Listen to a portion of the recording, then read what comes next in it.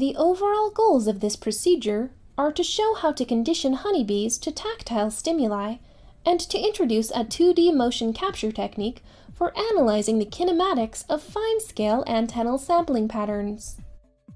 At the beginning, the procedure requires capturing free-flying bees in front of their hive.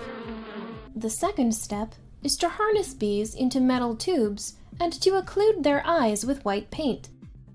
Next, the bees are trained to a tactile stimulus using the classical conditioning procedure. The final step is to record the antennal movement of the conditioned bee with a digital video camera. Ultimately, 2D motion capturing in MATLAB is used to analyze changes in antennal movement behavior in honeybees after both associative and non-associative tactile learning paradigms. This method can be used to study tactile discrimination and perception in various arthropod species. It can differentiate changes due to non-associative tactile learning from changes occurring from associative learning, like during conditioning. Generally, individuals new to this method will struggle because the bees have to be handled very carefully and the timing of the tactile conditioning procedure is critical.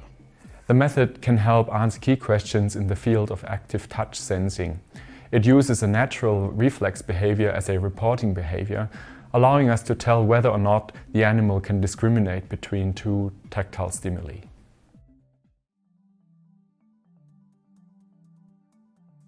To begin, collect bees directly from the hive entrance. Capture each bee in a glass vial closed with a foam plug and take it immediately into the laboratory for further handling. In the laboratory, briefly cool the bees in a 4 degrees